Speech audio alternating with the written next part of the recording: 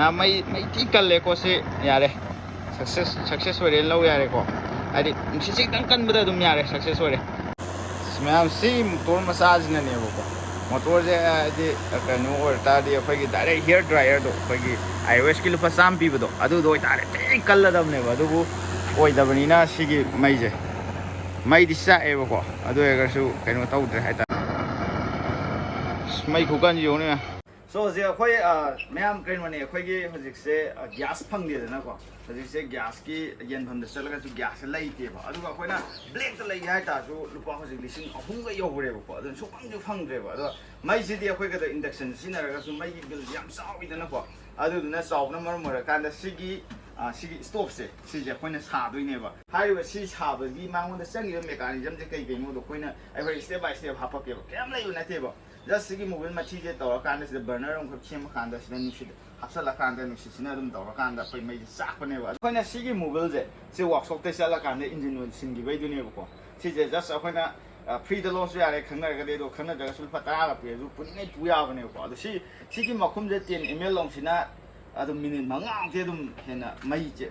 hit kan sa ai wa uchar ke step by step ada horen tawdi je sigi machine ji ma sang e ba ko si machine je welding machine ne Amazon dagi 4800 ong lai ne ba ada sina 3000 ong lai bane do si je yung gi oina domestic use oina dum lai ra ga thambi yo do isana hai tare ma professionally na traga jo dum isagi kai kai semni ko da lo yaw ne ko adu na to kan sigi burner aina sigi stop se sem bane ba ada sigi stop sigi mechanism je just fiena ma changani adu burner am to mobil ma thi je to kan da mai chak ko do khata ne ba do horen step by step sa bai do hapa ge ado myam dum jingminar si mai kam kali kan da ge do dum horen ai video ma thek tu da hola ge hata sida stop akhoi gi burner hapa ka de ne du ga sida nusit lak pa gi tang chhogi ne ba du ga lo sala ke do kamai sa ge dum na ula ke do si si di already dum sumna gi normal kai no ne yo sabi ne ba yo sabi ta dum sa ba ya re ado hajik sida hapa ka do mai gi mong de tik pai pai to ge do khoi gi sigi burner oi doi ne ba ko burner oi ba je horen chon dei nusit je kam jan doi ne ba ana sigi nusit kam jan ba je sigi pipe sigi through dei hai ta chon dei kam kha doi ne ba aduna si smai chau ba matam da si si mu khut doi ne ba khut pa je ina na ma ko ge si je inchi ma gi pipe ne ba ko adi inchi ma gi square pipe ne do si ken or su ai ko circle oi ba pipe to dum or je do si ma ka si mo ji lok thok ra je ba ko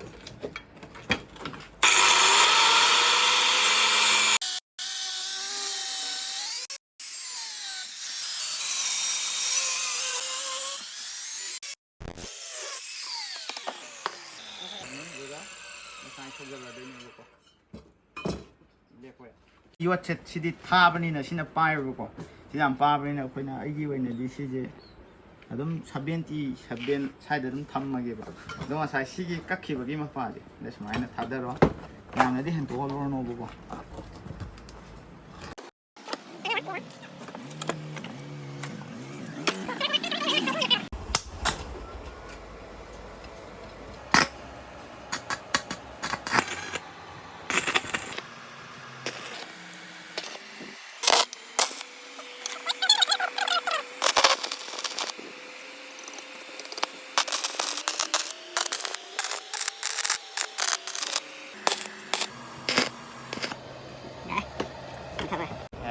Nếu khơi ngà sai cái sâu lôi ra bây giờ, ha có đồng này còn, cái sâu lôi ra bây giờ khơi nào khơi mấy xem cái mấy đôi cái frame cái sang tiêu hoàng cái này bao nhiêu, anh này là máy nó sẽ đại sâu rồi ta đi sẽ quan tham tầm mà thân đôi già rồi vậy, anh khơi này adjust cái máy đồng là cái sang đôi già đôi này bao nhiêu, mà nung cái sâu lôi ra đâu mà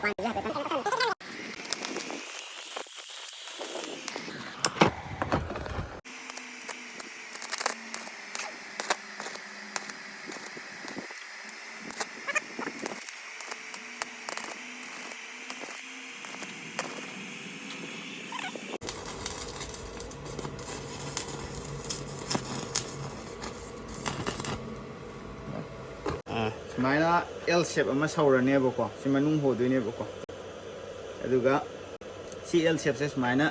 thì đây đâu phải san đuôi nè bố xuống đó, được cả si mà thắc xin miền giờ là nè bố, được drill to cả, một phút hụt lại nè, phải nung xịt to là can đó just magi mà phong khát tăng đó dây đó nó vào hai tay nung xịt sinh đồ mai mà khun đồ lôi khai đồ đó can đó, đôi nó phải mây chaꯏꯗꯨꯗ ꯁꯨꯃꯥꯏꯅ ꯃꯄꯥ ꯃꯄꯥꯗꯣ ꯄꯤꯔ ꯑꯩꯈꯣꯏꯒꯤ ꯀꯩꯅꯣ ꯇꯧꯕꯗꯣ ꯁꯅꯥ ꯁꯧꯕ ꯃꯤꯅ ꯃꯥꯒꯤ ꯋꯤꯟꯗꯣꯗꯣ ꯅꯨꯡꯁꯤꯠ ꯀꯥꯝꯃ ꯄꯣꯏꯟ ꯑꯃꯗ ꯄꯤꯗꯅ ꯑꯗꯨꯃꯥꯏꯅ ꯑꯗꯨꯗꯨꯒꯤ ꯃꯈꯨꯟꯗꯣ ꯊꯣꯛꯂꯛꯑꯀꯥꯟꯗ ꯃꯩꯔꯤꯗꯣ ꯉꯁꯥꯏꯒꯤ ꯑꯩꯈꯣꯏ ꯊꯥꯡꯀꯠꯂꯤꯕ ꯀꯣꯟꯗꯨꯒꯤ ꯃꯊꯛꯇ ꯆꯞ ꯆꯥꯅ ꯌꯩꯅꯕꯅꯦꯕ ꯒ꯭ꯌꯥꯁꯇ ꯊꯣꯛꯂꯛꯄ ꯐ꯭ꯂꯦꯝꯗꯨꯒ ꯆꯞ ꯃꯥꯟꯅꯍꯟꯗꯣꯏꯅꯦꯕꯀꯣ ꯑꯗꯣ ꯍꯧꯖꯤꯛ ꯁꯤ ꯁꯧꯖꯜꯂꯅꯤ ꯁꯤ ꯃꯦꯟꯖꯜꯂꯅꯤ ꯍꯨꯠꯂꯅꯤ ꯂꯣꯏꯔꯦ ꯍꯣꯔꯦꯟ ꯅꯨꯡꯁꯤꯠꯇꯣ ꯁꯤꯗ ꯊꯣꯛꯅꯕꯅꯤꯀꯣ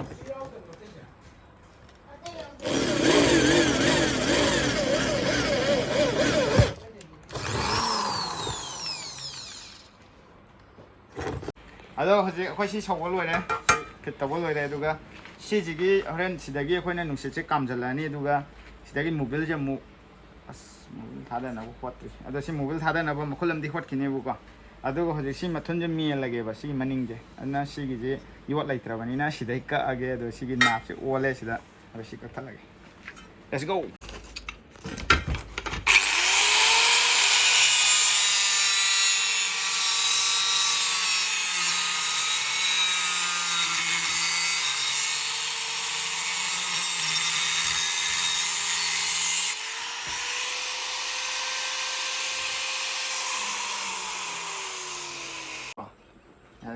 ꯁꯤꯁꯤꯒꯤ ꯁꯥꯕ ꯃꯇꯝꯗ ꯍꯣꯔꯦꯟ ꯑꯩꯈꯣꯏ ꯐꯦꯟ ꯑꯃ ꯆꯪꯅꯦꯕꯀꯣ ꯍꯥꯏꯔꯤꯕ ꯐꯦꯟꯁꯦ ꯑꯩꯅ ꯁꯤ ꯃꯣꯇꯣꯔ ꯑꯃ ꯂꯧꯔꯦ ꯁꯤꯁꯦ ꯑꯁꯦꯡꯕꯩꯗꯤ 7 ꯚꯣꯜꯠꯀꯤꯅꯦꯕꯀꯣ ꯑꯗ ꯑꯩꯅ ꯁꯤꯗꯩꯗ ꯑꯩꯈꯣꯏꯒꯤ ꯑꯦꯗꯥꯞꯇꯔ ꯃꯆꯥ ꯑꯃ ꯂꯩꯔꯦ ꯁꯤ ꯑꯦꯗꯥꯞꯇꯔꯁꯦ ꯃꯩꯕꯨꯗꯤ ꯄꯤꯛꯑꯦꯀꯣ ꯍꯥꯏꯗꯤ ꯃꯥꯁꯦ 5 ꯚꯣꯜꯠ ꯈꯛꯇꯅꯦꯕꯀꯣ 5 ꯚꯣꯜꯠ ꯑꯣꯏꯔꯒꯁꯨ ꯁꯤꯁꯤꯅ ꯌꯥꯅꯕ ꯇꯧꯁꯜꯂꯒꯦ ꯍꯌꯦꯡ ꯀꯣꯟꯅ ꯁꯦꯝꯃꯒꯦꯕꯀꯣ ꯑꯗꯨꯗ ꯁꯤꯁꯤꯅ ꯑꯩꯈꯣꯏꯒꯤ ꯁꯤꯁꯦ ꯃꯌꯥꯝ ꯂꯨꯄꯥ 150 ꯈꯛ ꯄꯤꯕꯅꯤꯀꯣ ꯁꯤ 150ꯅꯦ ꯁꯤꯁꯦ ꯑꯩꯈꯣꯏꯒꯤ ꯃꯣꯇꯣꯔꯁꯤꯒꯤ ꯀꯟꯇ꯭ꯔꯣꯂꯔꯅꯦꯕꯀꯣ ꯍꯥꯏꯗꯤ ꯀꯜꯍꯟꯅꯤꯡꯉꯤ ꯇꯞꯍꯟꯅꯤꯡꯉꯤ ꯍꯥꯏꯕꯗꯣ ꯑꯗꯨꯒꯤꯅꯦꯕꯀꯣ ꯉꯥ ꯁꯤꯃ ꯂꯣꯏꯁꯤꯜꯂꯛꯑꯒꯦ ꯁꯤꯅ ꯁ꯭ꯋꯤꯆꯅꯦ ꯂꯨꯄꯥ 10 ꯈꯛ ꯄꯤꯕꯅꯦ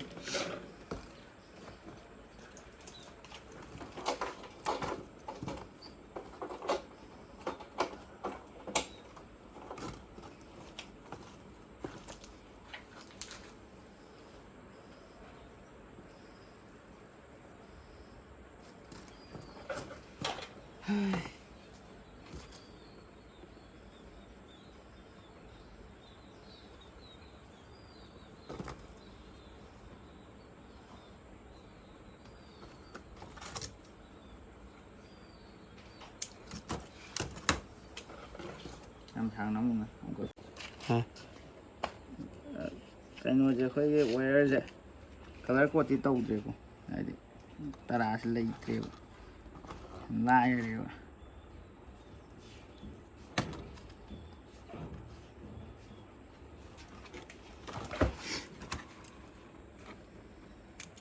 ꯌꯥꯔꯦ ꯃꯣꯇꯣꯔꯒꯤ ꯁꯝꯃꯦ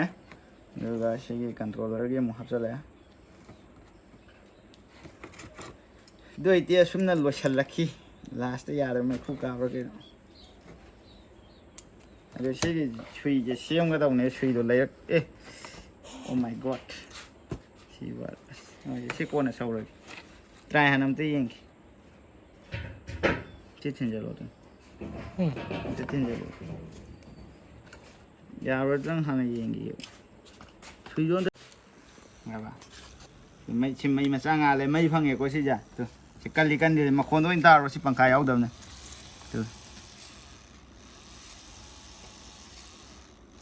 ꯁꯤꯅ ꯍꯣꯔꯦꯟ ꯃꯩꯗꯣ ꯊꯥꯗꯣꯏꯕ ꯃꯩꯗꯣ ꯑꯄꯤꯛ ꯍꯥꯏꯗꯤ ꯀꯟꯕ ꯅꯠꯇ꯭ꯔꯒ ꯇꯞꯄꯗꯣ ꯁꯥꯟꯅꯗꯣꯏꯅꯦꯕꯀꯣ ꯁꯤ ꯃꯈꯨꯝ ꯑꯃꯒꯤꯅꯦꯕꯀꯣ ꯈꯪꯅꯩ ꯁꯤꯒꯤ ꯃꯈꯨꯝ ꯃꯆꯥꯁꯤꯒꯤꯅꯦꯕ ꯍꯥꯏꯗꯤ 10 ml ꯒꯨꯝꯕ ꯈꯛꯇꯅꯦꯕ ꯑꯗꯣ ꯐꯅꯌꯥꯝ ꯀꯨꯏ ꯆꯥꯏ ꯁꯤ ꯀꯪꯕꯩꯅꯤꯀꯣ ꯃꯣꯕꯤꯜ ꯌꯥꯎꯔꯛꯇꯕꯩꯅꯤ ꯐꯦꯟꯁꯨ ꯄꯤꯛꯄꯩꯅꯦꯕꯀꯣ ꯃꯩꯗꯤ ꯆꯥꯛꯑꯦ ꯑꯗꯨꯕꯨ ꯃꯩꯗꯤ ꯀꯜꯂꯦ ꯆꯥꯛ ꯊꯣꯡꯕ ꯈꯣꯠꯄꯩꯗꯤ ꯂꯣꯏ ꯌꯥꯔꯅꯦꯕꯀꯣ ꯑꯗꯣ ꯐꯦꯟꯁꯤꯒꯤ ꯅꯨꯡꯁꯤꯠꯁꯤꯅ ꯌꯥꯝ ꯁꯣꯟꯃꯟꯕꯅꯤꯅ ꯍꯥꯏꯇꯥꯔꯦ ꯁꯤꯁꯦ ꯑꯩꯈꯣꯏ ꯒ꯭ꯌꯥꯁꯀꯤ ꯇꯥꯏꯞꯇ ꯗꯥꯏꯔꯦꯛ ꯕ꯭ꯂꯨ ꯊꯣꯛꯀꯗꯧꯅꯦꯕ ꯑꯗꯣ ꯕ꯭ꯂꯨ ꯊꯣꯛꯄꯗꯤ ꯉꯝꯗ꯭ꯔꯦ ꯑꯗꯨꯕꯨ ꯕ꯭ꯂꯨ ꯊꯣꯛꯇ꯭ꯔꯒꯁꯨ ꯃꯩꯗꯤ ꯐꯖꯅ ꯁꯛꯁꯦꯁ ꯑꯣꯏꯅ ꯆꯥꯛꯑꯦ ꯑꯗꯨꯅ ꯑꯩꯈꯣꯏꯒꯤ ꯁꯤꯁꯦ ꯑꯩꯅ ꯋꯥꯛꯁꯣꯞꯇꯩ ꯂꯧꯔꯛꯄ ꯃꯣꯕꯤꯜ ꯃꯊꯤꯅꯦꯕꯀꯣ ꯒꯥꯔꯤ ꯁꯤꯟꯈꯤꯕꯩꯗꯣ ꯑꯗꯣ ꯁꯤꯒꯤ ꯃꯊꯤꯁꯦ ꯌꯦꯡꯉꯨꯅꯦ ꯃꯈꯨꯝ ꯁꯤꯗ ꯍꯩꯔꯤꯁꯦ ꯃꯈꯨꯝ ꯑꯅꯤ ꯈꯛꯇꯪ ꯍꯩꯗ ꯉꯥꯏꯔꯤꯀꯣ ꯃꯈꯨꯝ ꯑꯅꯤꯅꯅꯦ ꯑꯃꯨꯛ ꯆꯥꯏꯁꯦ ꯑꯗꯣ ꯁꯤ ꯑꯦꯠꯂꯤꯁ ꯃꯤꯅꯤꯠ 15 ꯃꯤꯅꯠ ꯑꯃꯨꯛꯇꯤ ꯑꯗꯨꯝ ꯆꯥꯛꯇꯧ ꯃꯥꯜꯂꯦꯕ ꯑꯗꯣ ꯁꯤꯒꯤꯁꯤꯗ ꯇꯦꯡꯀꯤ ꯍꯥꯞꯄꯛꯈꯤꯗꯣꯏꯅꯦꯕꯀꯣ ꯃꯣꯕꯤꯜꯁꯦ ꯑꯣꯇꯣꯃꯦꯇꯤꯛ ꯆꯠꯅꯕ ꯑꯗꯣ ꯁꯤꯒꯤ ꯐꯦꯟꯁꯦ ꯃꯩ ꯄꯤꯛꯃꯟꯕꯒꯤ ꯅꯨꯡꯁꯤꯠꯁꯦ ꯄꯤꯛꯃꯟꯕꯒꯤ ꯃꯩꯁꯦ ꯐ꯭ꯂꯦꯝꯁꯦ ꯆꯥꯎꯕ ꯍꯤꯠ ꯑꯣꯏꯕ ꯉꯝꯗꯕꯅꯦ ꯌꯦꯂꯣ ꯐ꯭ꯂꯦꯝ ꯑꯣꯏꯁꯦ ꯕ꯭ꯂꯨ ꯑꯣꯏꯒꯗꯧꯅꯦꯕꯀꯣ ꯑꯗꯣ ꯐꯦꯟꯁꯤ ꯃꯇꯪ ꯑꯞꯒ꯭ꯔꯦꯗ ꯇꯧ ꯇꯥꯔꯗꯤ ꯌꯥꯔꯦ ꯑꯗꯨꯕꯨ ꯁꯤꯗ ꯑꯩꯅ ꯎꯠꯅꯤꯡꯉꯤꯁꯤꯗꯤ ꯖꯁ ꯌꯥꯏ ꯍꯥꯏꯕꯗꯨ ꯈꯛꯇꯅꯦꯕ ꯗꯦꯃꯣꯅꯦꯕ ꯁꯤ ꯌꯥꯝ ꯋꯥꯠꯂꯤꯕ ꯁꯤꯗꯩꯗ ꯑꯩꯈꯣꯏꯒꯤ ꯀꯩꯅꯣꯒ ꯃꯊꯛꯀꯤ ꯍꯥꯞꯄꯛꯈꯤꯗ ꯋꯥꯠꯂꯤꯕꯀꯣ ꯑꯗꯣ ꯅꯦꯛꯁ ꯚꯤꯗꯤꯑꯣꯗ ꯌꯥꯝ ꯐꯖꯅ ꯎꯠꯆꯔꯛꯀꯦ ꯍꯥꯏꯇꯥꯔꯦ